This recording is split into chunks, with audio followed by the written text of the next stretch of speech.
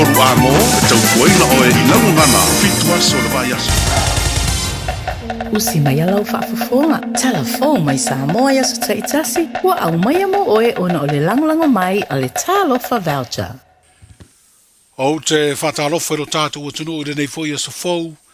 Whero ai foi o wale whaata fitio le ngā ruenga o le nei vai aso o tala mai Samoa. Wa whairoe le ofisi o le komisio whai ngā palota.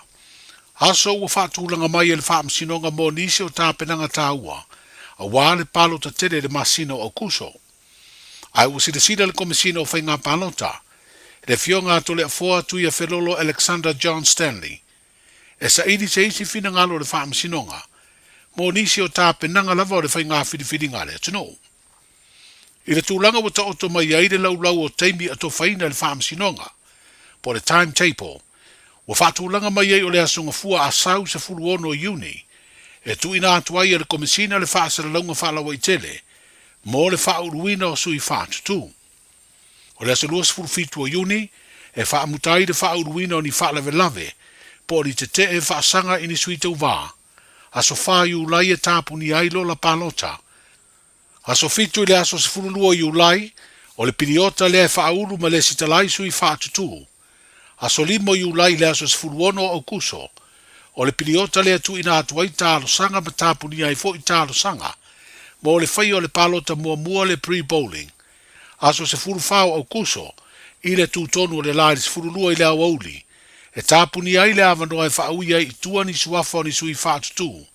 A o lumana i le aso lua sfulu iwa o kuso. Le au ato whaina mo le palota o ao le atino. O le aso mua i le aso lima o le masino se tema. O le piriota leo le whaitau ngāloa ia o le palota. Aso lima o se tema e whaasara lau whaalawa i tele ai e le komisina. Le whaai unga o le palota. Ai aso ngafua le aso valu o se tema. E whaasi le sila aloa ia ai e le fionga i le ao le malo. Le whaai unga aloa ia o le whainga palota. O le tāpenanga le komisina ua fuafua e toe sa idi ai se whina ngalo le whaamsinonga māwalunga. O le aia whautua ina ai le aso lua o iulai, e a vea maaso muri e su ina ai ni whaalewe lave, mai tangata palota po voter objections. Aso se furvalu o iulai e a vea maaso muri, e whauruai ni talo sanga te te, ini tūlanga ngā vaa ni sui tau vaa. Aso lua se furulimo o iulai, e a vea maaso e whauruai ni tali whaasanga ni talo sanga te te, ini sui tau vaa. Ma le aso se furulimo o kuso, e whailo ai ni whaai unga le whaamsinonga i ni lui, na whauru whaasanga i leanga vaa ni sui whaatutu. Wa whailo le komisino whainga palota, o le a whailo lau tele mori si le fia do tātu o tunuu, se finangalo le whaamsinonga, i aso ua ia whauntua ina. E to lima tangata e au fiainia li i se to tolu, mani tama ita i se to lua ua latu maua ni whailonga whaapitoa, mai le matanga aruenga o leo whale pui mare toi fuata ina. E amana i aira lātu ngā aruenga whaso swangi. Na mawhai eo na toi maua pāngo tae to alua na so sola mai le whale pui i tānu malala i ni vā yaso e le ima maute le atu. E peo na si le fia o pāngo tae o lau i titi tualima ma ani seko vai lei le ana maua leisi uru loloa a o leisi na maua i vai yusu. Wa whaalia mtanga aruenga o lātu whaafitei o ia tangata i le langolango atu. I sa i ringa leo e mai se foi, o le whaaftaire au aunanga leo le malo au Stalia, whapeaise leo si ni o lea malo o lo ngalue i Samoa, o lo ofesoa swani malo si foi le mtanga luenga. E li maafe tala le taui, na fola e leo e maua stangata e tu ina atu whaamtalanga, e maua i pango tae to lua na so sola. O le pelesteri o le talonga laka piliki e Samoa, ai o se tasi o tangata whainga luenga si ni a le malo, i le official le sitala o e whana na uma e maali liu, whapea le sitala o wha i poiponga, le tō wha i a fiu wha o le tane Bonifasi o Vasa, stasi do sui tau wāmo tofi wha o le le pāle mene ua wha lau i loa, i lunga upenga ta wha i langilo na sauni ai e whinau le no foa, o le tu malo palauri lua, le ana se e iai le fionga leonta laki i lamo stele sio. O lo wha i loa i le wha asara launga lea sui tau wā, o ia e langolango i le vāinga wha upu whai, o le whātua i le atua Samoa ua tasi. Ma ua tūla i mai e tolu sui whātutu mō le no foa, o lea i tū malo whapalota, o le atau vai le fua, a lea pāti whaupu whai, e au fiai ma lea sa avea ma whai pule. O le tu malo fa palota o palau di tolu, ua fai loa fo i a wala so ta inga tele vavave, le sauni ai o stamali i lawi loa do tātu o tino, i le au nanga o le tomai fa fo mai, le fionga ia le tu wala Dr. Ben Talavou mata la vea, e sauni e tau vai de whainga palota. O lo tau vai lea tamali i le fu ala vaenga fa abu fai, e pui a ia te tau o tangata. Wa tu lai mai wa to lua sui fa tutu o le alu ina le nufo le tu malo palota, o palau di tolu, lea sa tu lai mai ei le tō whālanga aia ti ei tu au tu funga. O le whono tai o malo o le Pasifika ma le Palestine o le malo o Ferrani, o Emmanuel Macron, le olo a wai le pāle mia o le malo o tausi ma le ministar mtanga aluenga o puna o whaale nā tūra ma le siosio manga. O se whono e peo na whae doa e le ofisi o le malo o le Pasifika, na tala noa ina i le asoluru o le nei vā yaso, ma tā upu le siosio manga, o le pūlea le leo o ngā sami, swinga o le tau, ma le tausia o le fide mu wha pēr le puipuinga.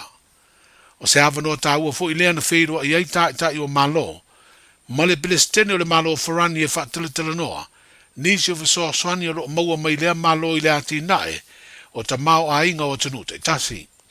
O lea wha singa, o lo whaia wha tasi ma le whono o malo au wha tasi, o lo usuia i Ferrani o lo au tū, i le tala noa ino le mita upi o ngā sami mātu vasa o malo, le United Nations Ocean Conference.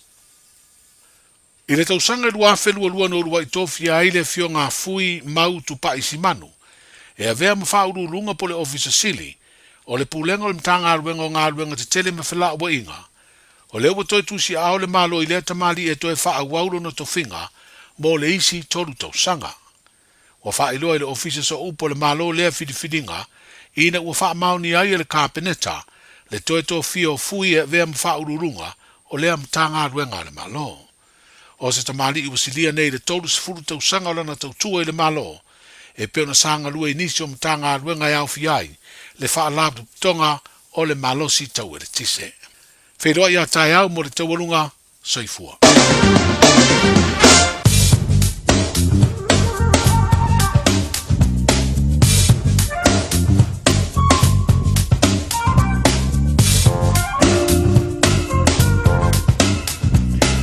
Papongan maro le tro le wina tumuli muli o tātou tala e pean paponga i le so. Tātou mai au tanga mai tipi au tanga mai le lofa maranga leo le matai o le langi mo mori atu lo to soifua. So mātou wola le aso atai au to e paponga paponga o tātou tala mai Samoa. So venga tala le tau lo tu maru pela pa mawina i au kilansu balu le maurungo lo iai maro na manu le fiapi sepuluh male lua seperti yang mai sau te sepa pa uti munga mapa mai le hawauli pasal male piapi kau matu mai aulo awa pasal ngatoa winga po nau tau ari mai le aso paraile le aso antai au pa uti munga awa po su pitu le bela pa moina mo antai au mono manu le piapi su matasi ya pa pena po winga tau ari mai le aso tonai su pitu lona ma pana mono manu le piapi iba awa foi pa uti munga la sto nai ia winga po na tau ren mai la sa ai de ba ia ta to wo ta po inga lo ta bina ta to ko inga kau ia ila sa io le va pe ki mulo se lo ku le sa mo moaku io ai chalo le li ke mga o el kemini lo pa penan pa uti mo fo ia awa fo ila sa su malu bela pa mawina ila sa sa malu manu le fiafi malu ba inga ngata pale mo la to ta pena ia wasi a mai mona. Pare tonu tau le so, ma nei le tau ata iau le so paraile asto na e au sa wala. O ala song fua. Ia pe mei auni se ti al malu o tai tai iau, ta pena mea wei si fia, a pole o paola ave, te poni fia ave ai, ave, ala man pepe tupu mai, nai te ta pena iai, pau tuanga le water safety ni sila, maritime ni sila, maritanga ruenga la ICC, tai sua i au kilani, maba atu o lea na sua le tai le wha minute le manu, i le tai on le la, tai sua le tai le apo le manu, i le boa na nei, tai sua o neanga su tasi, minute te su tasi ta na lan sua le tai o neanga, tai sua le tai le luasfulu minute, i le se fulu lua, i le boa na nei, o le tai sua i manu kau hit, su liva minute su tasi ta na lan, na sua le tai manukau ona to sua le ore tai i spuru bidu te su tasi e le poana nei male te sua i Morawai. Lua spuru iwa minute su tasi tai le ranso le tai i Morawai. Ona to sua le ore tai le 5 minute su tasi i le poana nei. Patalopa si o tato tono i Samoa e manatua lau tano ia mese o si o tato mano pata ape ia saunia le lei seisi mano fou tu lai mai e wha maoni ia mano lofa ia o le tu nama le finangaro le nao lo tato o tua ia manatua pe lau tano o lo o mana ina tau Samoa patalopa atu malu si o tato tono u Samoa nua lo pe nana maputa mai ia mau maritau tua le radio Samoa ai mai mana ina tau alo awaoni si pai ngore tunu. Lua sulu iwa le bela pa mauna mai Samoa manon manu le fiapi lua se pulu ma le 5. O le painga ia pano pa atoro pa uti munga le o mafa awa pa solo atoa e o mai au pani o mai runga lau papa le Harbour Bridge ia o matu e o mai nalo i Victoria Park. O se vango rina wai kato roto roa taupo tarnaki manotu ia o mkua mafa uti munga lo awa pa solo atoa. O se vainga rina i pe plenty pa salatu i King Country, Kisport mo spela mo Wellington, o lam toa mafa o ti munga o lo awa pa salo atoa. O se bainga mo nai wa rapan Palmerston no nei pia tauranga ia nisi bainga no tutoa o se ipa ia lava Peter Lalo South Island, Clay City mo no tutoa oi ia Marco Seida la umano lo pasila kumano longa o se bainga na tala tau tala tai vainga si o tato tunu i Samoa mana tua lau talo ia mai se o nisi vainga o nu tu tua oi ina o tula mo taso taimi so fitu minute te aile tu lai fitu tau tua de radio Samoa lo fa o wina mai fo i nei fo i vainga o le po se pai fo sai me la pia pia smai la va pong Samoa tato ala nga upu te pena ina talenga ia siava tui pe.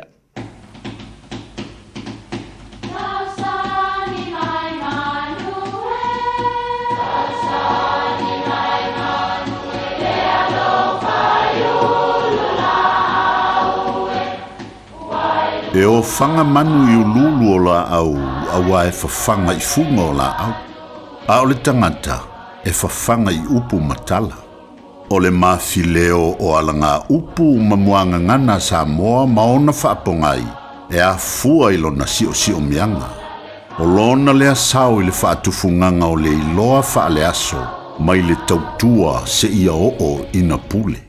O alanga upu mamuanga ngana, ua lanto mamanuina le tō whamanino a Samoa, mana tua foi, e tāo fitau muli le atunu.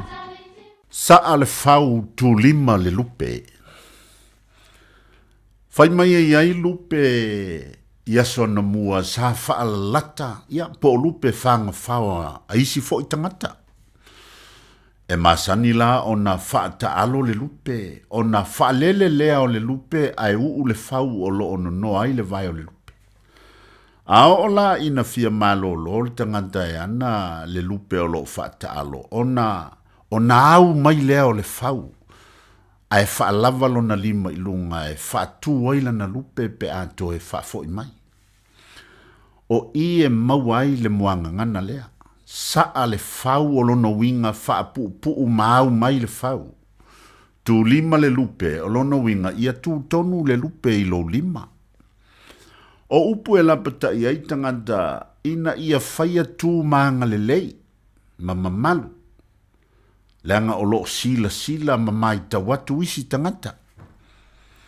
A whai o se whau tuanga o na whapelea, tau tuanali ma u tau tupulanga.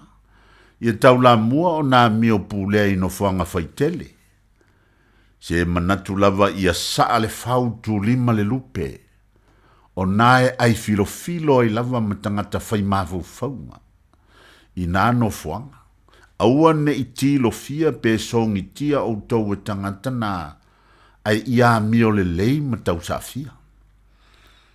A whai o se tautalanga ua umi ma iwa o na whapelea. Ua o vailu peina lau saunoanga i le nei vaenga o le po. Sila ua tu neva le fiafi. Ai le lei o na saa ia le whau ai whaatu 5 le lupe i lau saunoanga. Ua saufo i le fia malo lo. Saa le whau tu 5 le lupe. E manuia lau whasonga.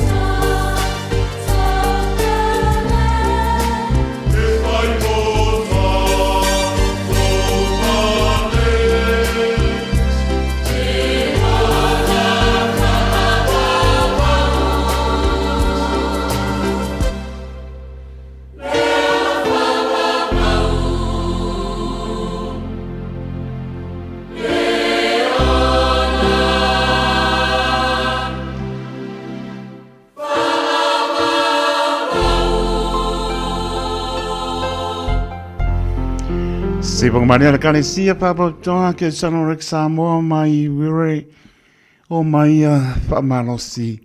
Tātou piewhia pat patia I pēa leanga le lei o le matai.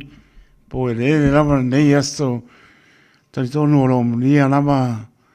Tōru tātou te no o tāpo inga I mauta malawa. Ia meise o nei o tātou. Tua sinsina I lau tāpo inga. Au pa inga venga tatofi. O atunu e mamau. O lava se o pito I titi, ma lo le pale, ma lo lava le on sai pita I tunga pe au mga nuenga, tari tono, au le tia me o ma le fatasi mai o lo tātua tua, e le nei aso, le ua po lava le stopi la sulua ioni, lua o lua lima, tu mau pe alvi inga I le atua, ilo na lofa, ma lo na anga le lei. Lua spron mana midu te o te aile tu lai fitu, le tautua, le Radio Samoa, su lima, Iwa tolu a mo. So pa manumalono tātou li Isu Kiriso, patalopa, I le tolu tātou tunu, nei mai ngore pōle stofi, patalopatu, I le nganga whaanoalo, au kirani ma tunu, e mamau, ea, pe alaba mafuta mai ai le tautua wha awore Radio Samoa, su lima, Iwa tolu a mo tālopa lava, patalopa, ia pa aure tāna lei, ia ropa penanta o suina le mai o soifua, so stopine, Mo ni nganga mo ia marona malo porovan patalo patu talofa lava talofa so se mautanga se ngase talo fai ta oto ai yo ti ngai lungo lo moenga ya baba ia pe mata lo nganga le mata ngo fio le tua bala I want to tani lava ilana pa mano longo lo pa ya tu mo le manosi tanto te au nai mo ia ma lona pingalo ya o poroma patalo patu ya meso la uso tu papino sina tuli pasalanga so sto ese ya o poroma patalo patu talofa lava ya lava na yalom pa nau sa pe ngai ma o onga le aso te tonu ro mia lava po mai poi moto malawa e ta po inga na yo to matua pe loa il manuia ya ma no pa tai ma no fo lau pa tai le tua lana pole pa so I fua ale o tanto ma futai lungo pe au nganu e ana le tautua ani le Radio Samoa su lima Iwa tolu a mo ma no lava pa tai lo to talia ina o le tautua le Radio Samoa su lima Iwa tolu a mo pora stopi su lo yoni lo o lima mori pa ma no pa tai pionga ya le ya tau sabea El Harrington ya ma no so ngalue ma no tautua tunu po e tia ma lia pa mo to fe la e mafuta ma le pionga ya le ya taua sabea El Harrington ya so antao la to ona tato mafuta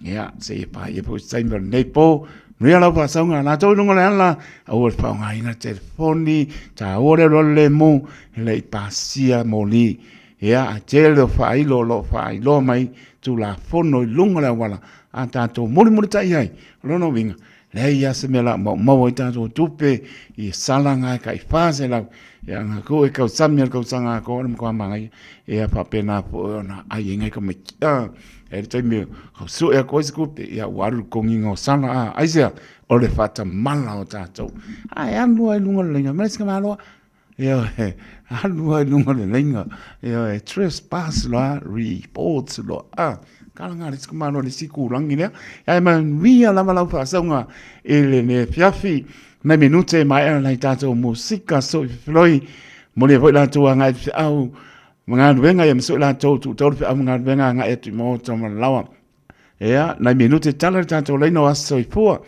malu le to tu tasi lima I batolo numera ya martato email on the air at radiosamoa.co.nz Facebook page marunga le YouTube channel mau le fam no pai mania mai lo sa ina nga e foi le tato fa silanga pi ang mana panga fa tonga e ka le siemno tane tu la ma sorry ko fi kamo Rick sorry me ko kende o lang fa ka o linges le la ko sa le pa ko fai se matana pa tane ma Rick the man e le car for you so we pa mai so Faiva música lima lunga malalo awale masarsalo so say ole lo siva fa vetsawi música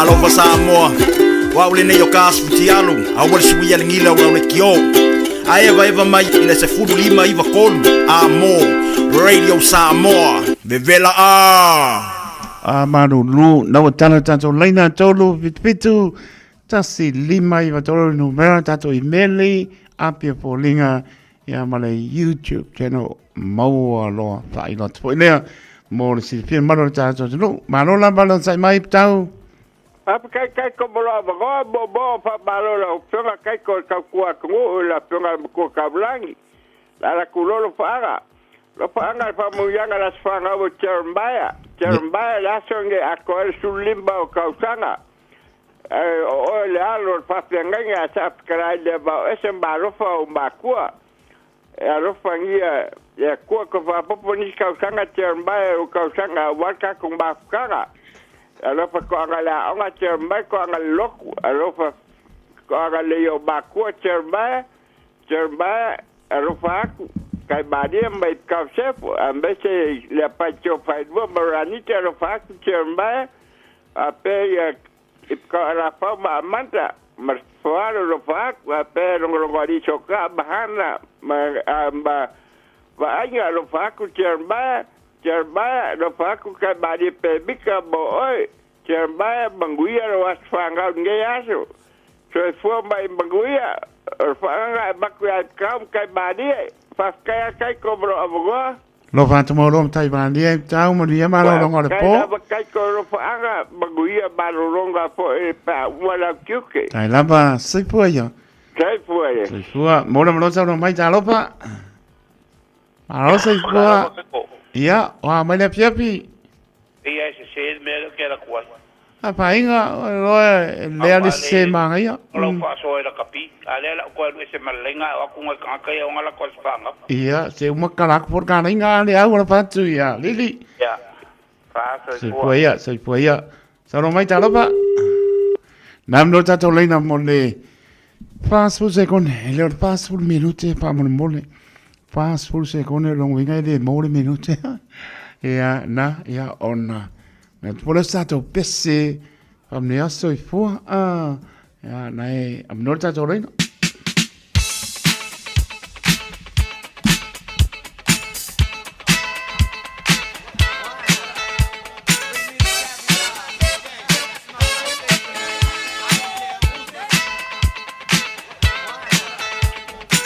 Mole brosa no mai ta no pa alo pa la fiona mo ko lang alo doctor mangele o mai sia wo mo ia ko kai wo de ba so a peor kala ta ba ringi li ba so de ai ka kalang mo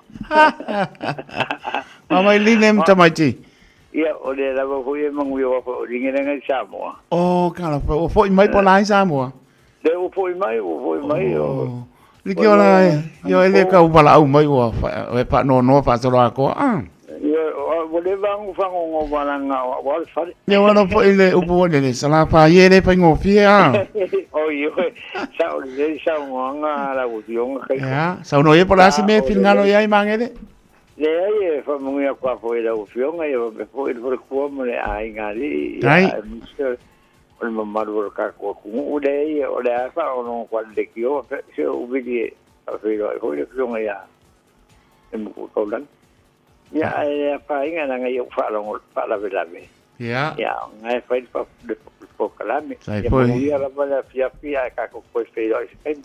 Tai mana tu mai mangele pa tu mo lo ma tu ya ni le man no falo. Mo ni po de po. Ka mai dinga ia o de dei ia le kai ko. Sai foi ya, sai foi mangele sai foi. Ya, ta tonu wa mai ai ita tu sai foi. Vel pa tu wa ona pa ma fong pa leo. Ole pulenga ne Radio Samoa family so for manota to no tama tina also matu pa pinta la bana pana weti oto uma la bana family to was so for leso anga lele tua to pa popo nisi tau tanga stele so for mo lai ta to mana tua pe ya be pe ta to fa ya lon pinngalo mnuia tele to ya so for happy birthday to you oh why no Seu lo por o esse almelo ngo pa koi pa me seu por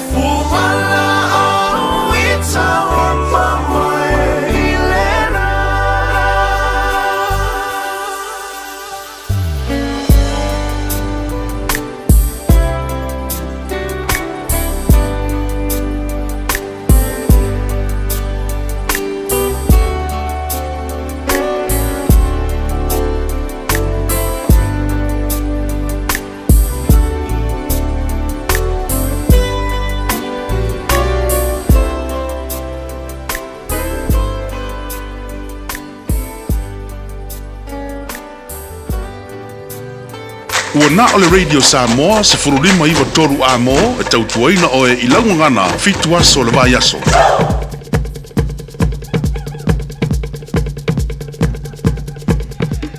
Tawi tula bahi su lima belu te ona tara le tula vanu tara malu so tai po le ama le sunga ya rik te men le puli o le ka po yu o nisi o tatu fasensi langa I fi angamana le panga pa tonga e kane sia manu smai o laupa ponga Samoa. O ne ngalo sa lo minga o le tusi o le songa pa tsei ma le lo minga o le bao pili. Mo wai pa lupenga o Samoa sipo tutuila manu o nisi o talatu o Samoa o la ngā upu o le mtapa I oi ala matai pa ingo whala lave pe o pai ponga maliu. O se hao ainga se pa ingo pa olo si pa alo palangingo e kane sia manitele o le ngana pa longa e pitsu ta lana tau lewa iai tanto tusi pa lupenga na le ofisa laba o le Radio Samoa e mau ai tolono pa tolu Hope Avenue I Manukau City. Monisi pa mtalanga lelo tanoa I lau fonga fia o mato ofisa le o iba loa no loa tasi lima iba tolo numera o iba loa no loa tasi lima iba tolo numera pe tanga iane ile stopradiosamoa.co.nz pa isa oka a toa tino le tamo o koe lo mautam lo lao o pole va pele o ia mai pe wala o mai lai pa mamul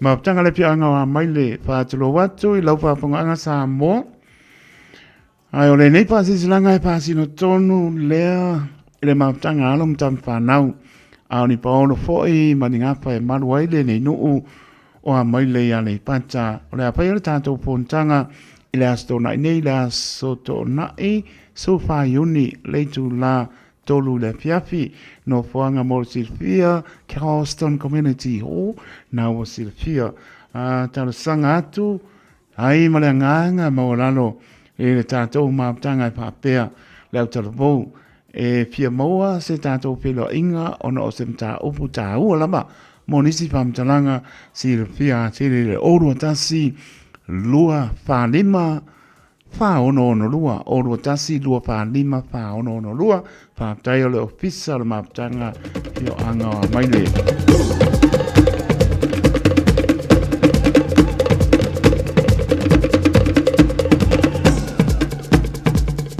Maptanga alom tampanau o le neino o vai e sa panta au kirani nei o le awhaia tātou maptanga masani iai I le asto na nei supa yoni lua olo lima I le tu la e tasi I le awauli I le mauta o lutu I mangumau toa tusi numero whala net place I mangele tāna sanga atuai ma le whalo alo I le tātou maptanga ai meise poi o tāma whanau se o tātou nuu I vai e sa patai au kila nei a fio mai ma leo mai tātou nuti mea patas ma paa mau bobo le mautanga se o tātou nuu pai mai le tasi pa upunga pa Samoa e le ato se a nuu poto tāna si e le alofa ma leang leo le tamao le langi ma moli atu lo tō soifua so mātou wola tātou whieiro iai I le aso I le manuia Ya, monisi pamtalanga I lelo tala noa I le taitai fono le numera o lo tasi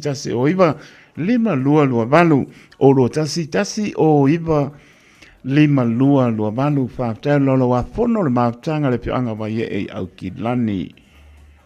Maftanga sangata ana pa ia I leo mwenga I le apatele e tawai o le mātou te toe whatalopa atuai le pa ia maulunga o sui uma o lo tātou maftanga sangata ana pa ia I leo mwenga. O le pa ia lama lea I le patalinga I le matua ngatongi ia alipia male to iwa. A fio so ai malangi malo tama malangi ea tau warpa I ea mātu yoti hea mo ruo te pai ia umangam pa se. Mori mai o e leo mwenga o leo lua itu mua pa sisi lantu ai la tātou pontanga e pei ona masani ai. Ai mai se ai o si o tātou wha moe o loma nei i le aso malolo o le matariki, o le aso le fono, o le aso na e sofa ioni i le itu lai lua i le aoli to atusi sofa i o Tararod i o Taralava. Whamai mo le tātou whilo iai, i le aso i le alofa marang leo le atua, whapea fautua titano le tinapa i o Maria, whamria atu le atua i a inga uma, ea mawhanau si o tātou nuu, whapea ia no fua whapea ngainga ma e kāre sia. Whaia mana whāroano tele lama, fionga ia pātele Michael Alipia and the men, and fionga ale taitai fono male lau soifua ma ia manuia.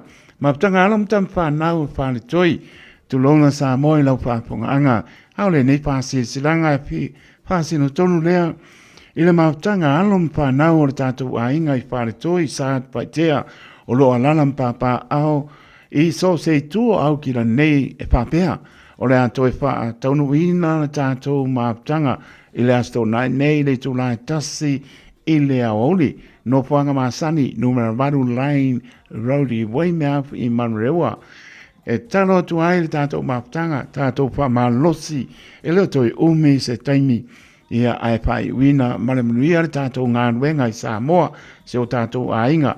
Monisi pamtalanga e lei wha so ta iane o le oro tasi o varwha o iwa fitu wanu. Oro tasi o varwha o iwa fitu wanu. Po le oro tasi luono lua iwa fitu o toru. Oro tasi luono lua iwa fitu o toru. Pāptai sa inia asiata nua usala. Ea malau tafi sino pati o taitai fono pāptai.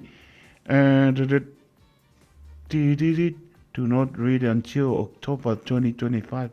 Goodness gracious me. Okay. Little cold. Yeah. Nisi now pasisilanga ua tonu maritato ofisa maleanganga whanano sa mora tunu pene leia swaibai asa masema umau pa moi pelo ngang Cristiano ma ngano le ofengan benga le tautua le radio Samoa pa tain lango mai tato fa sisilanga Leva yaso lema sino le tausanga maripurenga le radio Samoa batuari pa taitele lama pa taile lango mai pa nia le tuar marota to no ya le lama lo no lo fonga pia o le mato ofisa le oiva luono lua tasi lima iva toro numera ya mo le ala to maritua o le tato tusi fo le o palupenga e le to lima sultana Peter's Furtala Mranganta. Lao le Bluebird Lumber and Hardware i Mangili. A wafata molo ainga i Samoa. E mawhaiona whai umai oka o loa faufali. Pusa aisa o ngā umu TV moenga. Se tino forma le tele o loa ese. O fata umai mawhaiona tatongi le tātou ofisa i Mangili. Ai piki i whale o loa o le Bluebird i a pia vai tele po sa le longa. Walau noa le olua tasi lima ono tolu fafa. Olua tasi lima ono tolu fafa. Pe emaili le info@tlmarketing.co.nz Moni si whamtalanga. Wana o le whetu moana a onga amata po le moana Stars ECE le a onga Samoa i Manrewa. Toa tusi lua tasi tolu Weymouth Road i tuane o le ekalesia e whakasai Weymouth. Mātou te tautua ma le whaamaoni mo le whanau. A wale whaatau waina o le ngana Samoa, anga nuu, whaasino manga, ai maise leo na whaakerisiano o alo ma whanau o le atunu. E tolu sifulu i tūla e le aise tutongi, mo le whanau e tolu tausanga manunga atu. Lua sifulu i tūla e le aise tutongi, mo le whanau e tolu tausanga anga i lalo. E te pena le whetu moana le tia le tai au. Whapea le tia le awauli. Nappies ma wipes e mawafua. Whafsotai mai loa mo se avanoa o lo walo. I le olua tasi tolu lima, fitu valu iwa fitu. Olua tasi tolu lima, fitu valu iwa fitu. Aloha, we're the Katinas, and you're listening to Radio Samoa on 1593 AM. Tai tulai mai 5 minute ona tara le tulai vanu. So tai poele mane pule o le ka po you. Sunga ya Rick pia bole noa mani pole i mano le mai pena po ya pa tonu so po anga mano la pa tai le bao ko lani a foa ba tai pena po ya palema pa to toa le ngata le onita saulo mano le mai tu sa ene ka fai mano la ma le ma puta mai nefia pi malulu true marina o mai nefia fia mano la ne nearly Yeah, a lop te atu, pe po ia rem le moa, pe mai taito ka mai le pese nea o mai, mai le everlasting praise. Yes, estaini, ram le moa mai cleanliness, alo vatu. O lesi, o misi aku yo asa, sa ako e vatu I pango, o kano pae, lo vatu mo le moto o fianga, ea, mano lama, ea, mano la pailone ki kau mapale, o le leva mai stakis, ea, kere de ea, o le lei, a inga se one, mano lama o maputa mai mo mai North Shore, ea, mano lama, a inga se one, a inga, pe ngapo ia tita, moe sili, ea, mano lama, paaptai, tita, mo sili mana inga, manuia po I mano longa ni fiafi, ea, patala patu po, sunga to ina, ea, tuitonga, leota manpatoia silika, lo maputa mana e pakasa, parase la, I Samoa, lopa tele atu, paaptai mo pamlianga, sunga to ina, tuitonga, manpatoia silika, ea, leota, manuia lama uma matou, Nia po le sunga papengainga leua moalona balawina le sunga papengainga ia Paul painganga leota ia mapatua ia ifo balawina ele epaka sapa po wina ranui lo manuia tanga langa venga papai sunga toina Peteru a Sarah ia malo lava papai maputo mai ia ai manuia po pasanga malo tato tunu mai apeselia se usa ele ako recta man io uma ulo, uma ako mahipu, anu makui masipungi, o se kupe.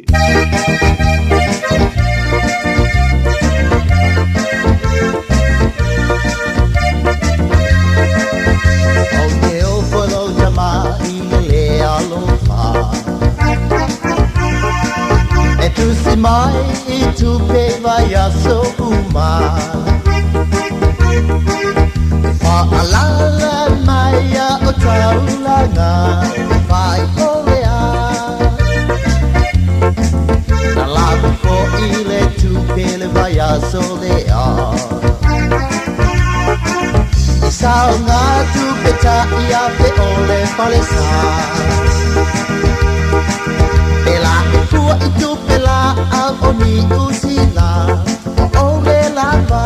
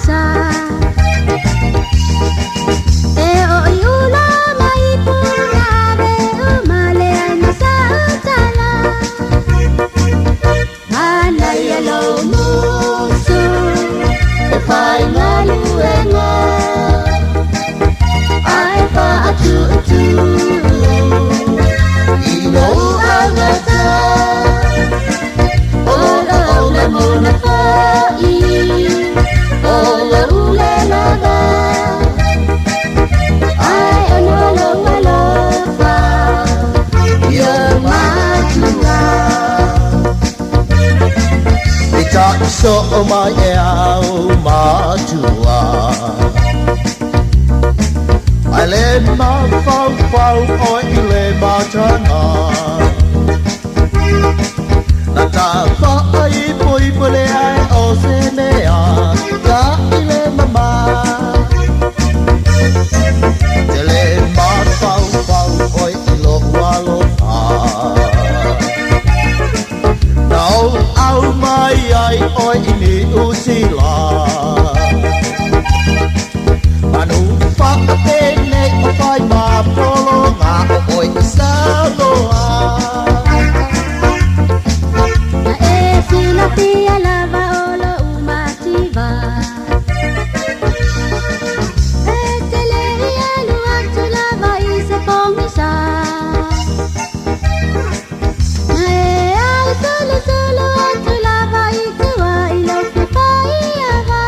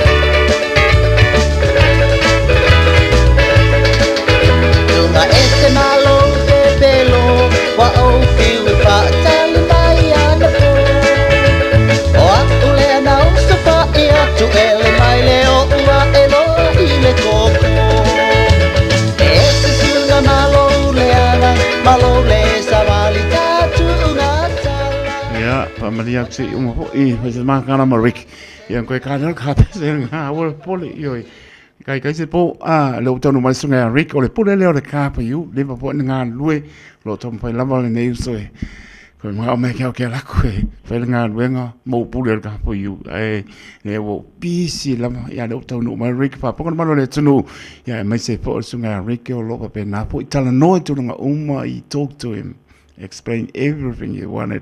We've been with him for years and years, but good to hear him. He's came back. Rick the man. Good evening, my dear friend Taito. How are you today? Oh, it's well, man. Just a cold. I'm freezing, but it's not too bad. You know, the aircon is on and. At that old age, you must be feeling. No. Talk to the world. 21 years old, and I'm happy. I know. Yeah. A young man, 21-year-old. I know. You know. It's my encouragement every day for everyone. You know, active, and eat healthy. That's all I encourage them. You know, but Exactly. Gotta move. You gotta do. That's exercise, That's you know, right. Like well, you. Like you. You're good like body. Me, I don't know. I do a little bit exercise. Yes. Day, before coming to work, I do exercise. I want to make sure that I've got all the energy who's out there. When people come and see me, I'm full of energy, not sitting in the corner, with the head down type thing. I don't like that sort of thing. I want to make sure that when my customers come to Car For You, they see me, I'm full of energy. I'm Very there to good. give them the greatest deal of the planet, Awesome. my friend. And that's what it is, I miss our talk back show. If you remember, we used to have many years ago. Oh, yes. Never Thursday forget evening. that. That is correct. So that is why I thought today we should do a phone out so that all our old beautiful listeners can listen to us. They can take advantage of it and whatnot. That's why I tell you what. I mean, I have whenever we come to radio, Right. we always make sure that we understand what people need. What is their actual need before we bring our specials in? Because we don't come and say, hey, look, we'll give you $5 discount, $10. No, it doesn't work that way. We need to understand where That's do right. they need, what help they Talk need. to Rick. And that's what we do over here at Car For You, my friend. And I tell you right now, everybody I speak to, they all, say one thing. Hey, you know what? It is very expensive in New Zealand right now. I know. Cost of living is Yes. expensive. Everybody is facing that. Yes. You are facing me. I'm facing everybody, and all our customers. So we decided, you know what? We should try bringing the weekly payment low. So I tell you what, Tato, from now on, you can actually get a SUV, not a very big one, but a small 7-seater, SUV. Eric. Is that 7-seater, eh? Well, seven-seater will be a little bit more. Yes. So if it is a 5-seater SUV, it starts from $80 per week. If it is 7-seater SUV, maybe $110, $120 per week, Yes. and the $100 maybe per week, And the thing is basically, and most importantly, if we don't have something on the yard and a customer is after a particular one, after getting it financed, approved, and everything, we get it for our customers. So that is not a problem at all Very good. when it comes to Car For You, That's That good. was one thing. So first thing first, low interest rate, low repayment for everyone so they can afford it. Affordability is the most important thing right now. We want to make sure we give you the good car, and we also make sure that it is good on your pocket as well, That's very, very important. Yes, that's very good. Papungan maro le tunu pela mano pa yatu awani ngati patola vai se langona alolo tala no talk to Rick pa mam lama tu nga uma o lama ni atia pe po se me te le ota wina ya Rick I ole na ai le lama pa mam lama I lunga en pa po ya pa mo lunga le payments longo winga en pa po na tala no ai en pa po ya ko idalo Rick skula nga polele se me e mawelo fia ai te le liu mo to manawa. He's a good man. As long as you talk nice and explain everything to him, and he understands. I tell you what, Tato, there's another thing as well. As I said in the afternoon as well, today's phone out, that even if you don't have a license, because I tell you what, a lot of people, like for example, the children, young children, like 21-year-old, 20-year-old, children, and they want to present their mom, they want to present their dad a nice car, but they don't drive and they don't have a license, and usually they can't get a car. They can't give them a surprise on their 50th birthday or their 60th birthday or things like that. But at Car For You, we have started this new thing. So even if you don't have a license, you can still buy a car. Let me tell you one thing: you cannot drive a car without a license. That's illegal. We would not promote that. Let's make it really, really clear, Otherwise, you take a car and you go on the road and pull a sketch. Oh, Good on you, Rick. Ricky gave me the car. Very You good. can only buy it, not drive it, So I tell you what, two simple criteria. If you don't have a license, it's okay. You've got to be... You know, If you don't have a license, then and you need to have a clean credit. Rick, sorry, my pardon. Yep. Is someone got the license from Samoa or wherever overseas license? It's no problem. That's Say, okay. yeah, you can That's fix. okay. Even if you got a license from the moon, I can do it. Awesome, But if you awesome, don't Rick. have a Yeah, license, nah, you can still do it. No Papa, problem. One and only. that's very good. What about if you bring someone with me? What happened? Well, $1,000 for that. but you Awesome. can't come and tell second day. You got me. 2 days You like, got me, Rick. I refer title. No, you got to tell us in the beginning. Because if you don't tell us, then the referral goes to the customer. Very good. Even You know, someone so down the please, lines apply on Facebook. You got your Facebook. Always there, Eric. Yes, we are on Facebook all the time, So Yeah. you can go on our Facebook page. Like, if you're listening right now, you can't call us right now because we are all home, and I'm not going to answer the phone. You got to But sleep. You can go, but you can go on Car For You page. We have got Samoan Yes. people as well. We have got Tongan people as well. We have got myself as well. You can send us a message there, and we will reply you back. So very simple criteria. Very, very, very simple criteria. Gotta be working full time. License, no problem at Car For You, okay? Referral, Very okay. good. We just started referral. So we want plenty of people. If you're on the market, you're looking for car, come to your own dealership. That is Car For You. Car For You is not my dealership. It's your dealership. This belongs to the community. This is only for this community. So if you are looking at a car, you are looking at buying a car, come to your dealership, Car For You. Good one. It has been there for many, many, many, many years, and hopefully it will be there for many, many more years to come. Very good. Thank you so much, Rick. Everything's on. Everybody listens. And what about someone got a bad credit, Rick? Look, nowadays it is very hard on bad credit. Very, very hard on bad credit. Little bit of a credit. But you still here, fix there, that. We can work with it. We are still Thank you. exploring the bad credit part. We're still working on it. Maybe in month to 2 months' time, we are going to bring something new where we can be doing. I'm working on that title. I know that is also a very Yes. high-end demand. I know. We are the first one to bring bad credit few years ago, and I'm working on it. Maybe in a month or 2 months' time, I am going to bring that as well. This is my promise to you today. Awesome. What's your phone number, Rick, and address, just in case someone, Want to call me? Yeah, Tomorrow? what's your address? What's your address? And I think it's got a 0800. 0800 227 4960. Write it down. 0800 227 4960. I'm going to say it third time is lucky. 0800 227 4968. Or you can simply come and see us in 300. 300 Great South Road. He's still there. He's still there. Thank you so much. Appreciate your time. You're supposed to be in bed, but you got your time because you love our community. Thanks anyway. Thanks again. Yeah, Rick? What did you say? Right now? Yeah, you're going to bed now. You're like dinner now, like me. I say hi to your family. Look forward to see you on Saturday, my man. Looking forward to seeing you Saturday and looking forward to seeing a lot of people on this Saturday. No worries. Have a good night, Rick. Thank you. You too. Bye-bye. Thank you. Bye-bye. Bye-bye.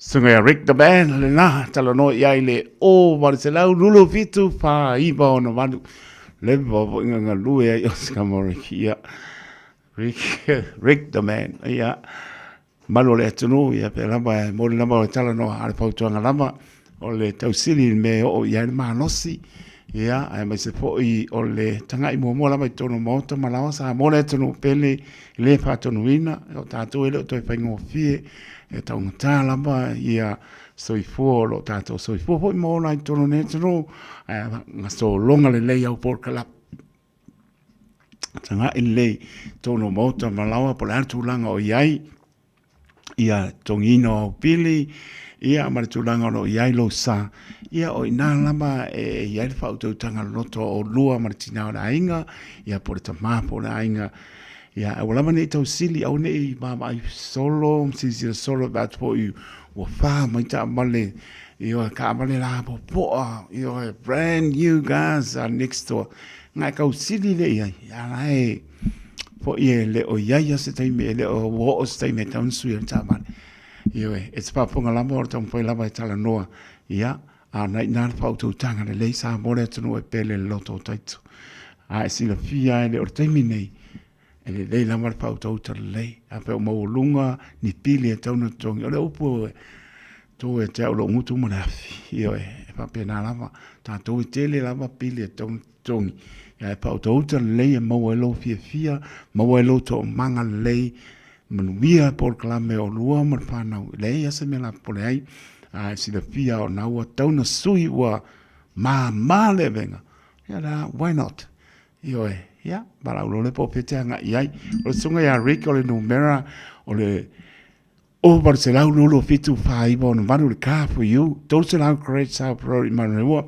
ai la ku ngai manu city pasi loa ia south mall 1 2 3 4 I think o lona fai lona vale o lo ia ka tila sunga Rick tame le car for you ya tala noi tu nga uma lava ya o ne i se tia po tu langa i meio cashback ma referral tu langa va pena ya e po inicio ai lelo tartar no le pule e amnisi po la fanga vengo lo yai ya ai manatua a pai o ke o tau suri ta vale ia o lawa filfilinga tau le na ia ai awana i mamafai o se venga tau abe o lua ma le nofo ano ia tau pai fo ia o ngare tau te a pai o pai ngarenga o matomaiti ia na foi fe lolo a le fo tuanga taito la to et pa ponga mai la wata le no pa ta no ina fo ia le porta vale fo sunga Eric ia na ina le fa tanga lo loto tanga ile lei po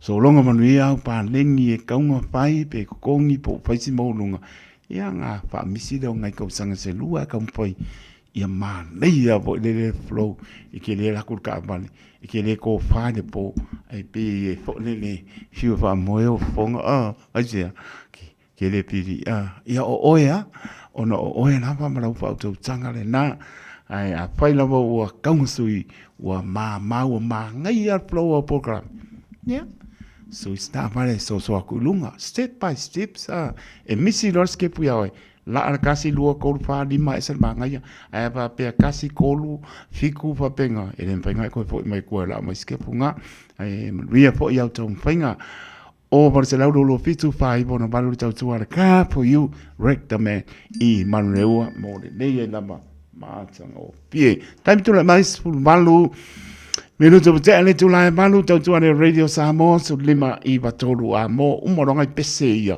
ia kana ka ko lenga abe lo anga la se met vita norma ia ta leva ia tau nga le tau tu io ai ke fo inai fo fanga Alaisa wati hakai ia malo lava fa petai la tai Alaisa wati hakai manainga malo lava o lo maputa mai Western Australia ya manuia foi mai nga ya ngai mangel kau ia stadia sulu matango fiere la ya manuia o to ia tunu mau pa pe ia sione and lute fonua ya ma lis fui mono sse montafa pe fo ia remle more my cleanliness io che le swingo cleanliness ya patalo po ile Pionga te akono ia pole mangafa, male partuia lenga leota, ma lola va, luia ma lo longa nei po, pe na po I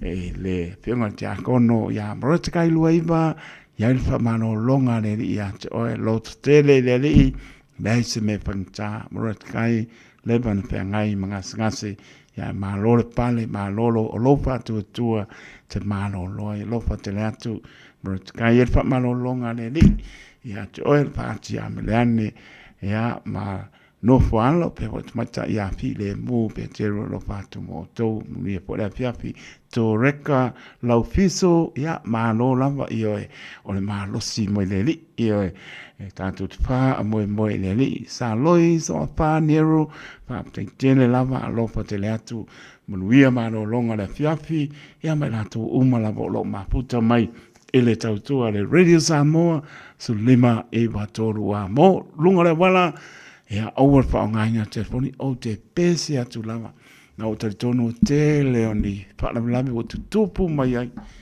e me o le fa ngaina o telefoni te lea te meta te fa o tia lo i mota malawa kani lo malawa ke fongi a ngau e mano lo sa o ngale mo o mota malawa ia kani lunga le wala ia ngalo ia o ta balele ia tupu mai fa lami o ina lea lamba tuli mata ngau ele ufia te mai ta ia maso so atu i o to au tafa ia o lofa italiana mai tsoi fua maola i teito ai tātou te wha moe le lofa le li pui tātou le urufafo ma le urufane ia mai se o fia lava e tālo loa ia i tātou i le aso ma le aso ia tātou te wha moe lama i le lofa le tua saonga le muai tātou polonga losu tasimara minute wa te ai le tu lai manu tau tua ane Radio Samoa su lima e watolu a mo.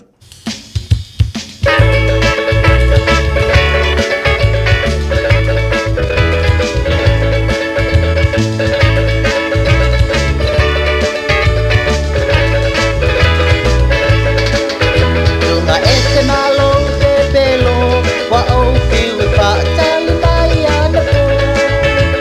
O ule na usta ia tu ele mai leo ua elo ile koko. Ese suna malo leana malo le savali tatu una tala. Watai ma wai fulava se tangata pasi fa amamo e ile ala. I say dear I love you. Say by myself. Paole me o te popole ai ia awane I enusu. Na ohino alama na po, ulai e te pa atali mai pako.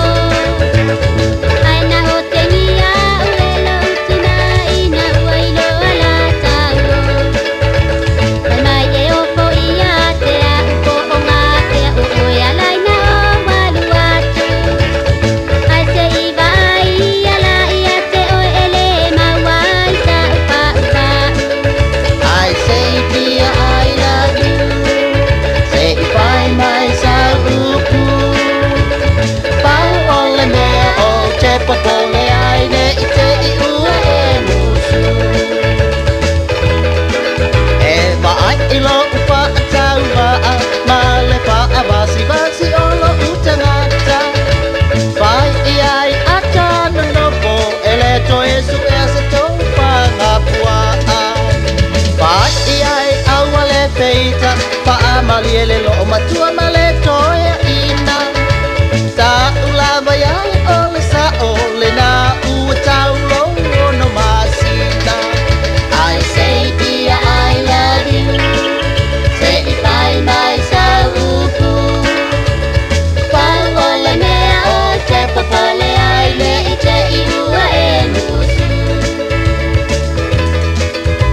Ua whai mai e te auleanga, malo uli uli peyo sa kikaka. Ma o mata omo ua wha atu sa ile mato ulo whai saka.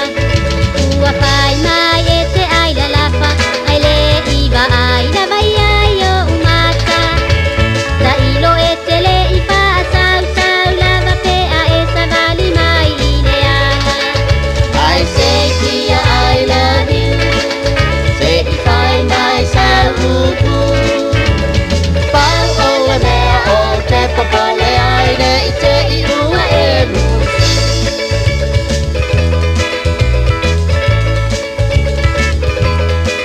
Ele e wha apea o se kikaka e whai so na ma pau pau ma se nganga.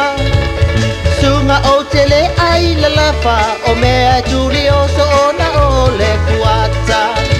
E leilo e lau whaasilo o ua na o a isi o loto Pai iai a tanu na po E le to e polonga e salinga o se popo I say dear I love you Say goodbye my sauku Pai ole mea o te popole ai ia awane I e musu I say dear I love you Say goodbye my sauku Pai ole mea o te popole ai ia awane I e musu Pai ole mea o te popole ai ia awane I e musu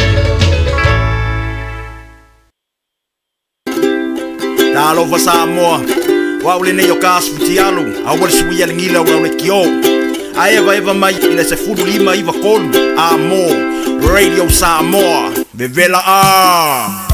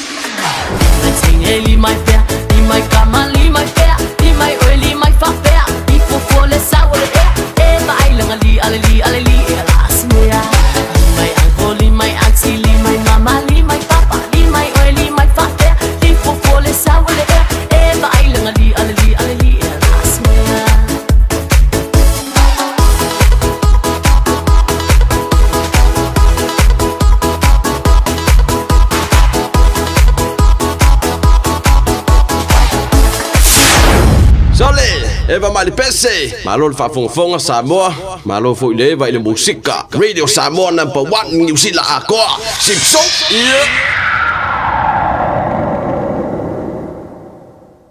Se tala fia nei Samoa, wei nei se tautua ma se unanga family noto mai le company o le City Car tua tu si tasi lua Lincoln Road Henderson te maua iai le tele o tawa la poa band e o foi tatu tawa le laiti taria foi la tau whaale tonu tongi e talafo mo le tatu cashback a ma tatu lima se lausi aga ia tu le lima afe tala fe so te mai ulungia Peter Pernanto le numera o lua tasi o wale walu fitu lua pe a manau mia se tawa le fau molo ainga i le tau malulu City Car and said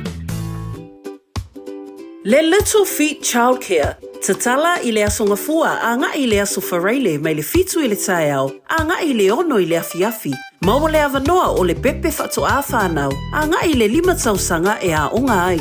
E lua se fulu i tūla, e a onga i le tamaititi 3 tausanga a nga i lunga, e a unoa ma se totongi.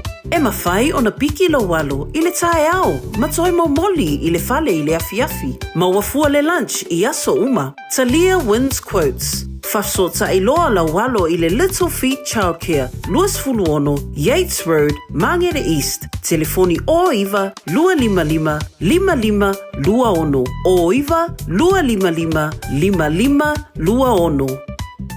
O mana o mie oe po se sialo a inga se fisosoani tau fe malanga inga mo New Zealand. I mata au puepei o le vaita mai no whanau po ngaluenga. A whai o lau tali o le ioe, wala au loa Ken Fernieho o le Fern Immigration Services. E iai lana lai sene, ma ua silia ma le se 5 tau sanga o lana tau tua. E toa tele tangata o fisosoani iai Ken, i mata upu tau fe malanga inga. E au fia ai mata upu na o atu le tribunal, ma apili le minister. Tanga iane le mato Facebook, ma le upenga te whailangi i moli mau. Mo nisi whamtalanga, wala au mai le Fern Immigration Services, ma tala noa ia Luisa, i le oiwa, lua ono lua, tolu lua lima tolu. Lua ono lua, tolu lua lima tolu. Po le o lua tasi, tasi lima tasi, o lima. Radio Samoa, tasi lima iwa tolu. Amo. Radio Samoa, tasi lima iwa tolu. Amo. Oye,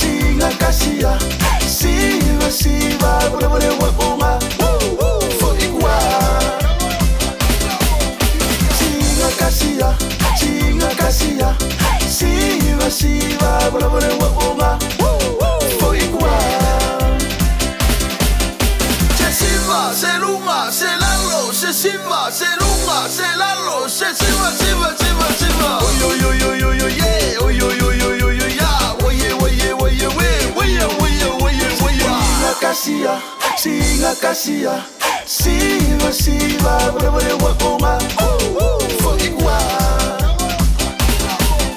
Singa kasia, siva siva, brevere wakonga, foigua.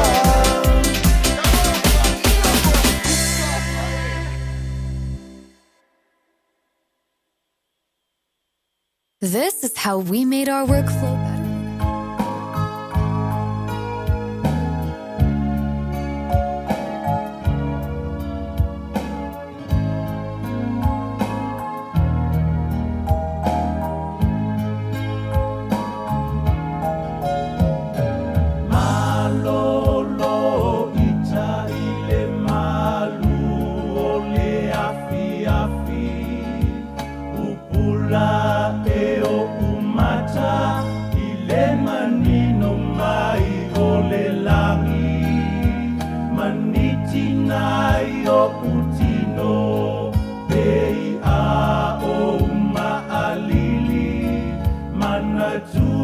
better.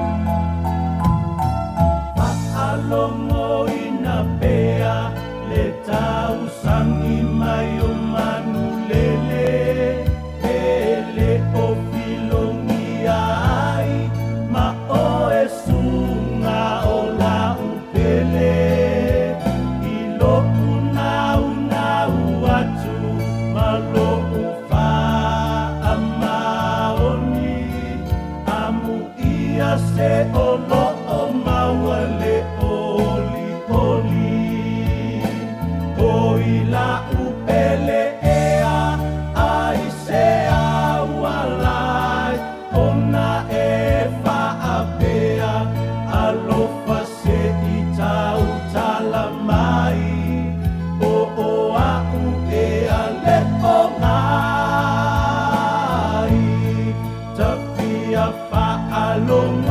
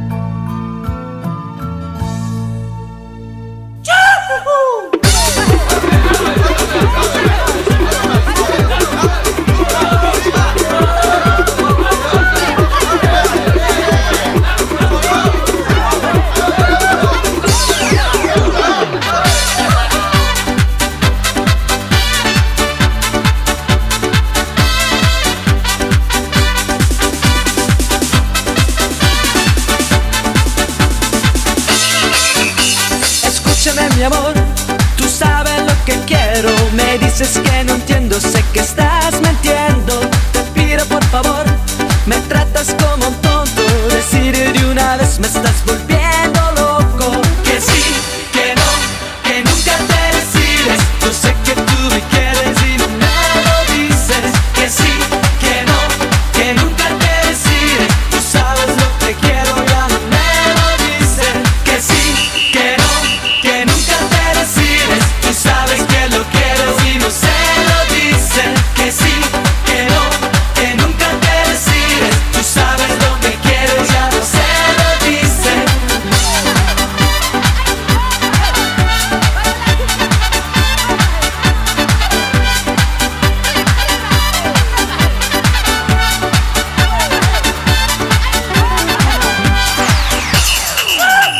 Escúchame mi amor, te pido una alegría. Te ruego todo el día, te ruego todo el día. Te pido por favor, me tienes como un tonto. Ricardo Tierto Loco, Ricardo Tierto Loco. Que sí.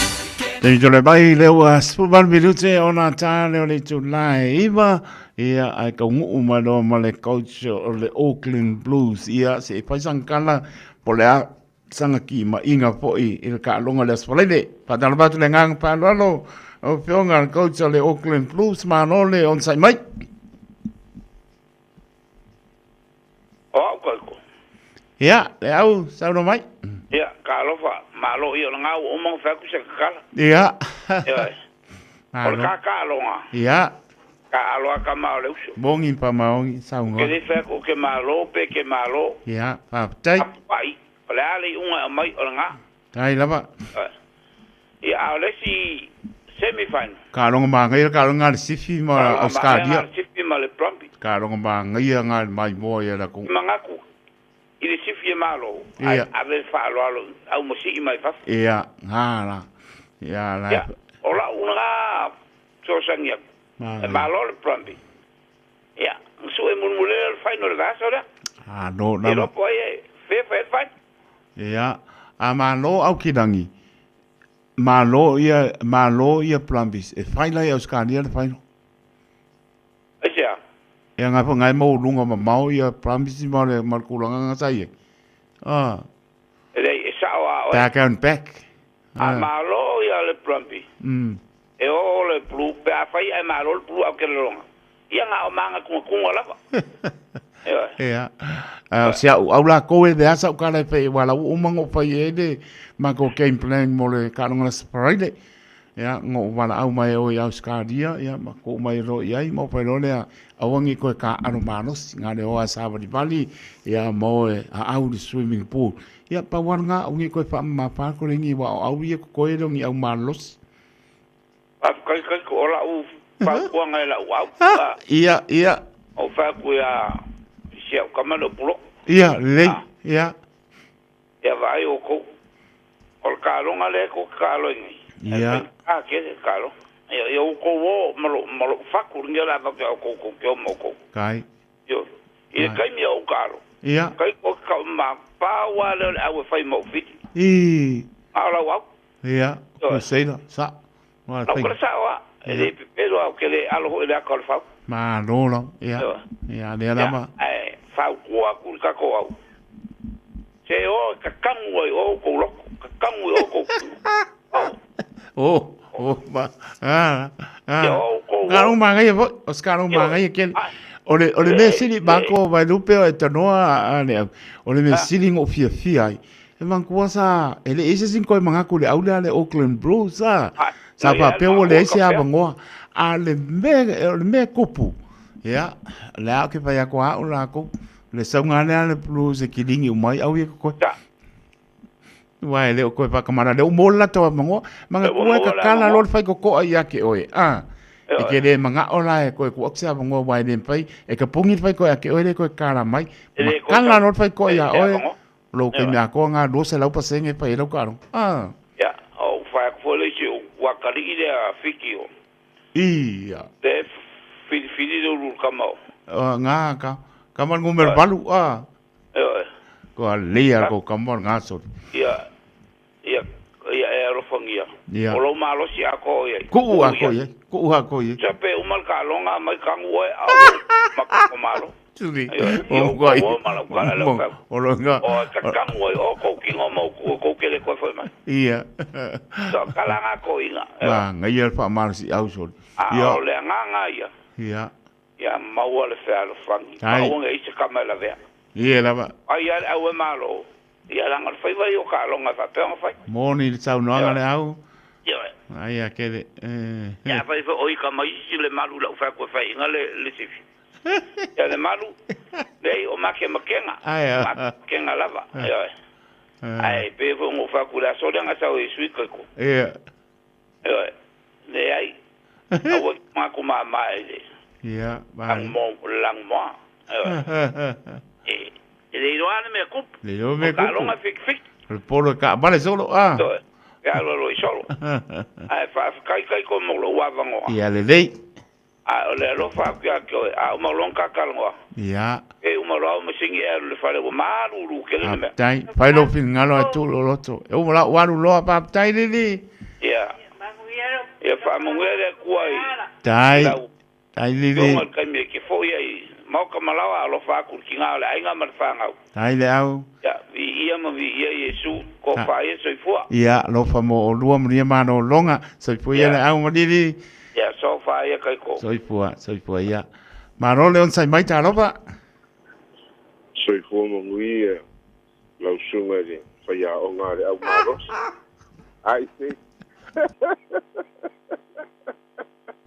O wala ngona yo tino le la so mai la makala ngona ngai po ia o ngo mano no ai dia ia mo po e ngo pantano pantu ia ke lo fo lo pu le fo ka no ngai kongo wa tero nei ia lo kai mo ka di pe ia ma pau tu fo i ke lo ngai au ia mai so le wa ba e fo si u i fo ngai ka milsang ia ka di kongo e mo tino fo le au la solo ma ngai fo ko sak ia pantano pantu ia lo so Mane swafa ngeru so fo mo ia la sunga de dia wa o ia polo o fionga ko kaulan tai la sunga de pule dua le ki o samo e dia e foi e wa e pule el vango wa de o seu man o yo pongo moa ia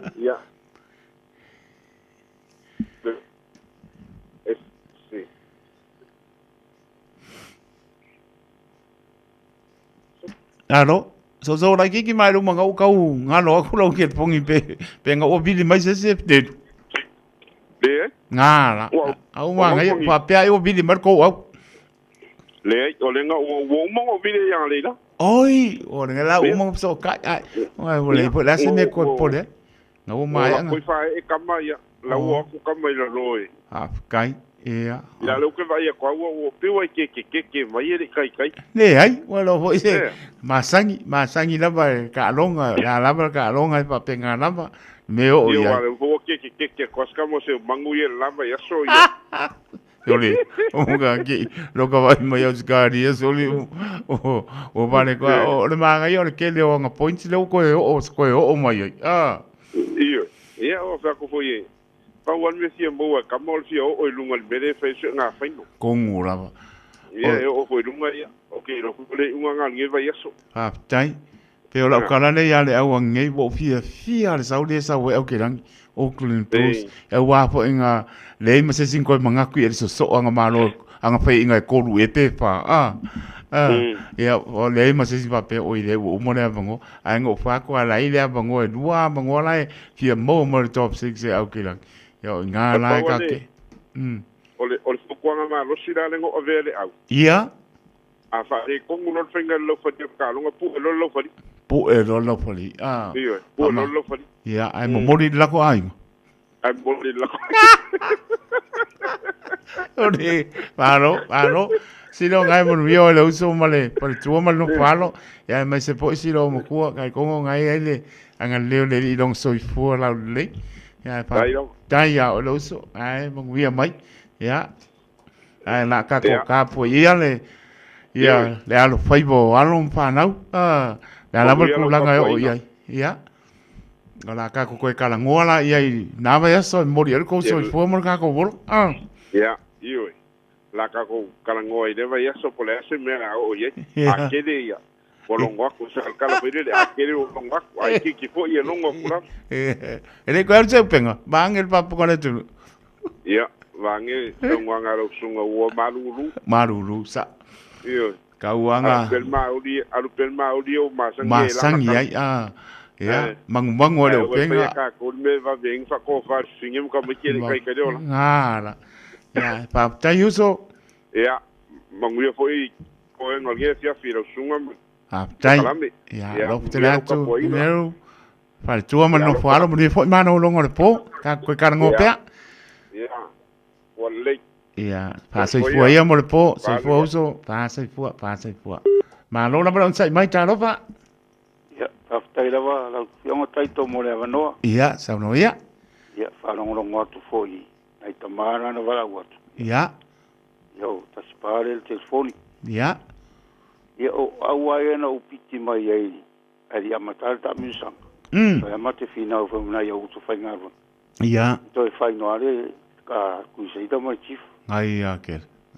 Ana ele ya uta auto sanga ninte. Ia. Ya o kuisita ya mani no afu. To o tra de manu malo lo. Ma tani ar kuisita le malo. La. Kai. Ya me sigana lo te la sunga le o. Tai tele la uso sida nai man via lo patu mo e mala ainga. Ya fa ftaila muida fiafi. Ya, sai fua. Marita to pala muri lea, ma no lava le pale mai. Sai fua munguia Gagaifo. Ia, ma no lava, pa via o I pale aka. Sa fikai o ne tiri le poka ka koi pa longa kure. Le vato I o koi pera. Sai fua munguia o ngia male, o tuea apa. Wa me o ia ngai po isa malanga po isa mo. Ia. Pa mano si au ko pa panga pale tua mano fo an. Ira o pionga. Ia. Ka umaku nga keusi ulo makua. Wala au de kua ya man. Kaiko. Kano pai. Ia. Pa manuru aku e de o karango aku ia. Sa tono lo ia ile mapuna fana o le ia o tama ia. Siro makua. Kalo pai ya apa. Pa longo aku de ua karango male au kalonga. Ia.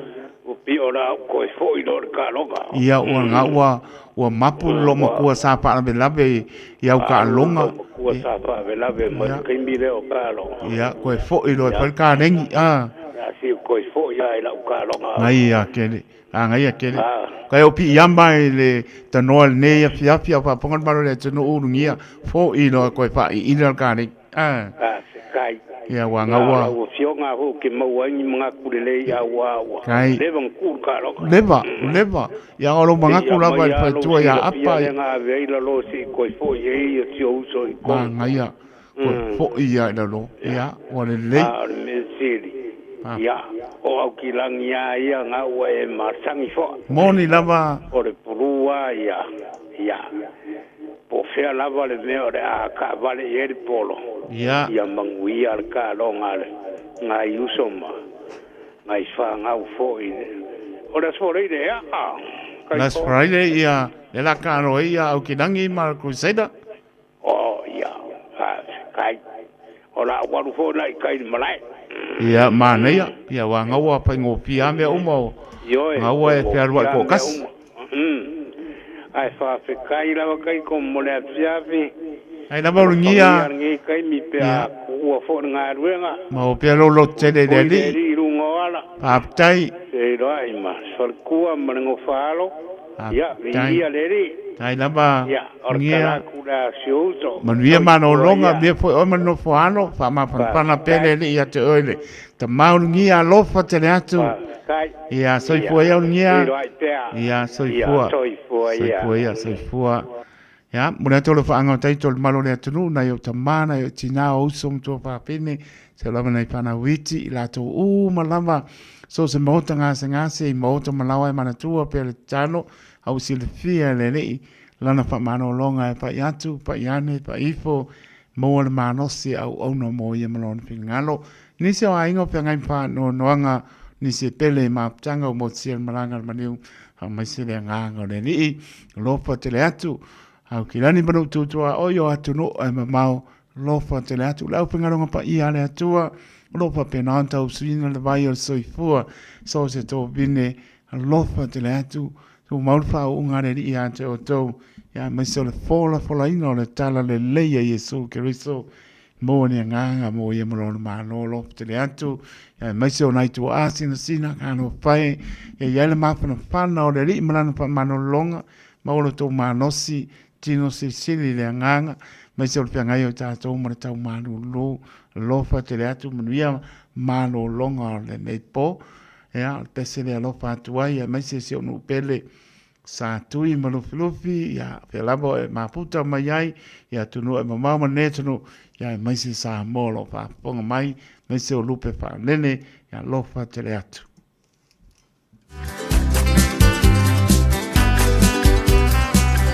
no ia lofa anga se tinato mafa ta loto teleni la vi mam no ia mano longo nei po to fine astroy patri malainga ni ta po ai mabeto malainga wo mai masani yo ainga misera toro tanto no se le cali se pele e pa ka sai ri ta pe uma se me am per tua se me tia con per tua tua pa mulia we atu na yo tato ma tua pa le nganga sungor to ina ya ma tanga pa le ngama per tua la ia ya tanto e lo ile loco le sai ruma loco te e unua i pogo malo e a fio ai le ano ani sai tai anga luma le manao le manu o maau nga manu au sala sa tu malu fio te tiuai e sau i mala ele au a fio mai o to figa ale tu sa au mai e fa atino mea e te fina ngano ai tai tolo mo tua tau langi ai o le maha e tau tua mai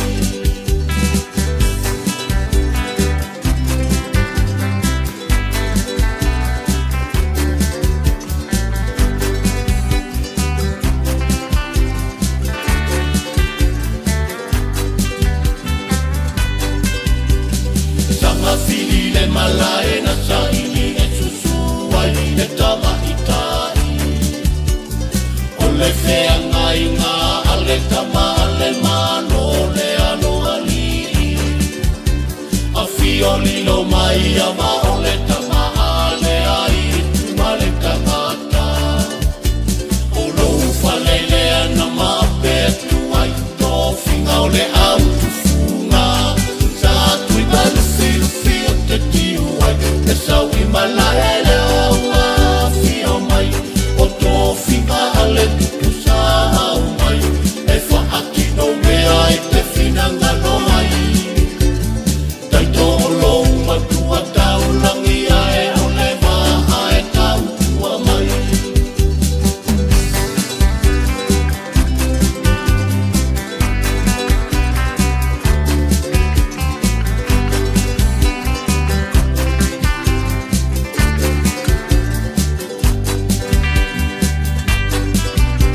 le papa wa mamanu e alala i pei penga malia male to afa o lau penga launga e te pola pui pui ai le a fio anga mai ala e alala ka i e tuanga lu o le tali feta lainga le ainga pitolu a fa apea male no fo ai tu ainga tole a foa le sa o au